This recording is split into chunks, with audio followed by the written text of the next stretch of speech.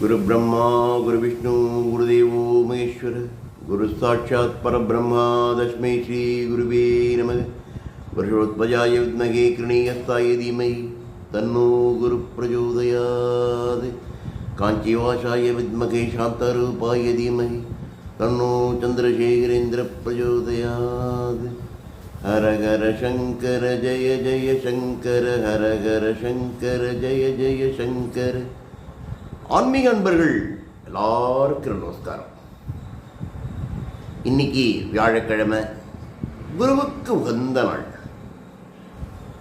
கடந்த 2.5 வருஷத்துக்கு மேலேயும் ஒவ்வொரு வியாழக்கிழமையும் நம்முடைய பிரத்யக்ஷ தெய்வம் பூஜ்ய ஸ்ரீ காஞ்சி மகாபெரியவா இன்னைக்கு வரைக்கும் நடத்தின்னு வர பல அற்புதங்களை சிறப்பான நிகழ்வுகளை ஒரு சிறு கதை வடிவில் உங்கள்கிட்ட சொல்லின்னு.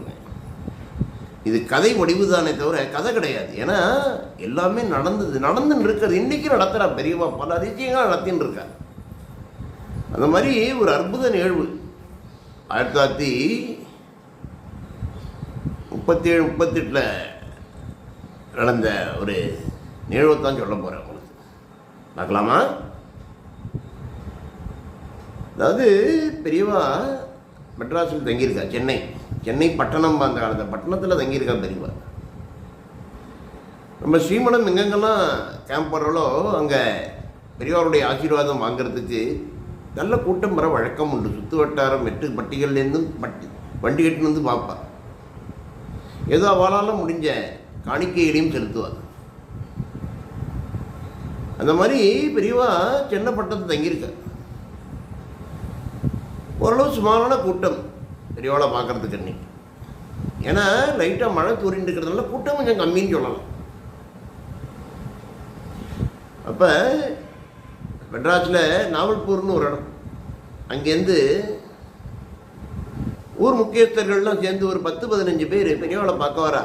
மூங்கில் தட்டில் ஏதோ வாழாட முடிஞ்ச காணிக்கை பழ வகைகள் எல்லாம் எடுத்துகிட்டு வந்து பெரியவாளை பார்க்குறதுக்கு ஒரு சேரம் நின்றுருக்க. பெரியவா அவளை கண்ணும் காணாம மாதிரி ஆசீர்வாதம் கொடுத்துட்டு எல்லாருக்கும். இவளுடைய டேர்ன் நிறுத்தி இவன் அந்த தன்னுடைய மூங்கில் தட்டை கொண்டு வந்து வச்சுட்டு இந்த 10-12 பேர் வந்திருக்காள் இல்லையா முக்கியஸ்தர்கள்லாம். பெரியவா அந்த தட்டை தொட்டு ஆசீர்வாதம் பண்ணுற மாதிரி பாவனையாக தொடர சொல்லுங்க. அதில் ஊர் முக்கியஸ்தர் ராமசுவாமின்னு பேர், செட்டியார். அவர் சொல்கிறார், பெரியவா சமைக்கணும், எங்கள் ஊரில் கருமாரியம்மனுக்கு ஒரு கோயில் கட்டலாம்னு இருக்கும்.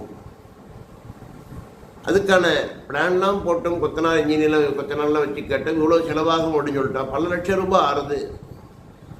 ஆனால் அந்த எங்கள் ஊரில் அந்த கோயில் கட்டி ஆகணும் எல்லாருமே தீர்மானிச்சிருக்கோம். என்ன பண்ணுறதுன்னு தெரியல. இவ்வளோ பணத்துக்கு நாங்கள் எங்கே போவோம் பெரியவா? ஏன்னா இப்போ யுத்த களமாக வேறு இருக்குது அப்படிங்கிற. ஏன்னா நான் சொல்கிறது 1938-39 வாக்கில் சொல்கிறேன். 2ஆம் உலகப் போர் தொடங்குற நேரம்.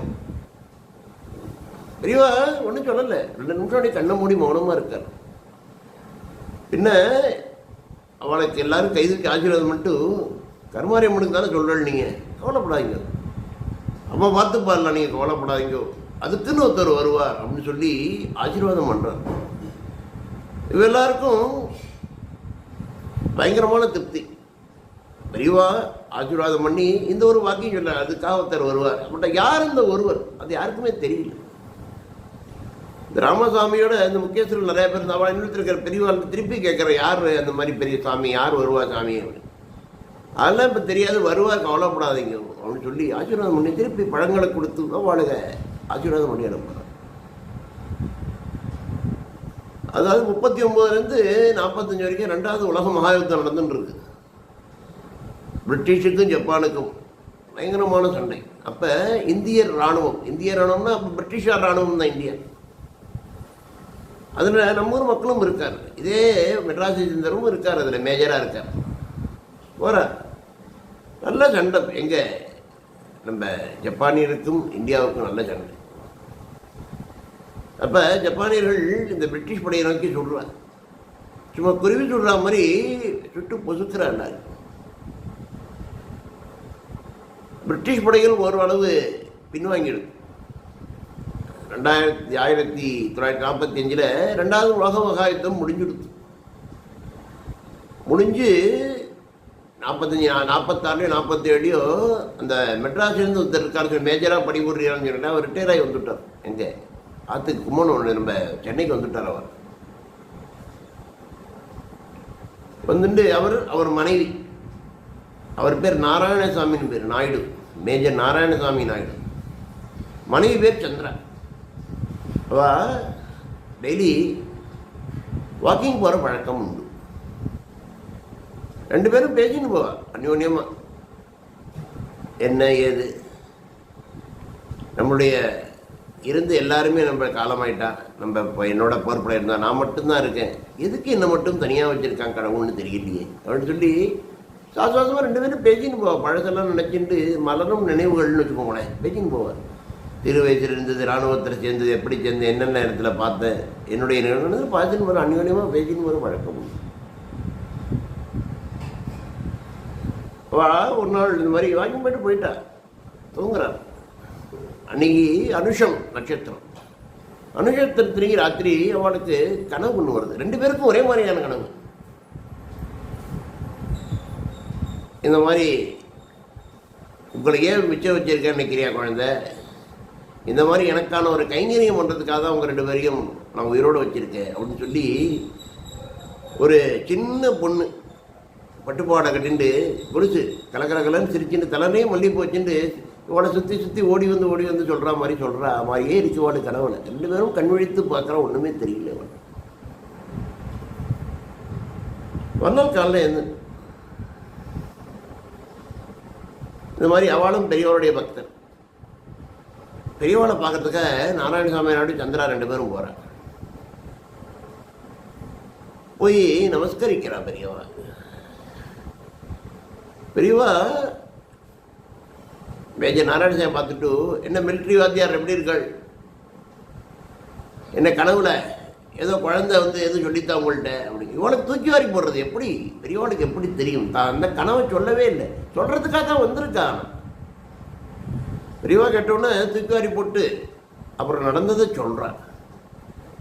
அப்போ பெரியவா சொல்கிற இது மாதிரி நாவல்பூர்னு ஒரு இடம், ஊர் முக்கியஸ்தர் பேர் ராமசாமின்னு பேர், கிராம சபை தலைவர், அவரை போய் பாருங்க அப்படின்னு சொல்லி ஆசீர்வாதம் பண்ணி அனுப்புகிறார். மேஜர் நாராயணசாமி நாயுடும் ஒரு மணி சந்திராவும் நாவல்பூர் போய் ராமசாமி மற்றும் அந்த ஊர் முக்கியஸ்தர் போய் இந்த மாதிரி கோயில் கட்டும் அப்படிங்கிறதுக்கெல்லாம் சொல்கிறார். அப்போ நாராயணசாமி நாயுடு என்ன சொல்கிறார், நான் பண்ணித்தரேன் அப்படின்னு சொல்லி கட்டடங்களை எழுப்பி கோபுரங்கள்லாம் எழுப்பி மிகச்சிறப்பாக கும்பாபிஷேகம் நடத்தி கொடுத்தார். அந்த கோயில் இன்னி வரைக்கும் இருக்குது, கருமாரியம்மன் கோயில் நாவல்பூர்.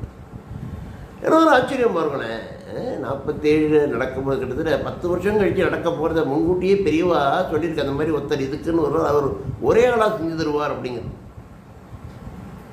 அந்த கிராம மக்களுக்கு அப்போ தான் புரிஞ்சுது. இதே மாதிரி பல அற்புத நிகழ்வுகளை பெரியவா நடத்திருக்கார். சாட்சாத் பரமேஸ்வரன் தான் பெரியவா தான் பரமேஸ்வரன். அதில் யாருக்கு எந்த ஒரு ஐயப்பாடுமே இருக்கக்கூடாது. பெரியவாள்கிட்ட நம்மளை ஒப்படைச்சிடும். சதாசரணம் பெரியவா அவருடைய ஸ்மரணையில் இருந்தாலே போடணும், அவர் பார்த்து போறலாம். புரியுதா? மற்றும் ஒரு அற்புத நிகழ்வோட அடுத்த வியாழக்கிழமை உங்களை சந்திக்கிறேன். அது வரைக்கும் ஹரஹர சங்கர், ஜெய ஜெயசங்கர், காஞ்சி சங்கர், கமகோடி சங்கர். எல்லாருக்கும் நமஸ்காரம்.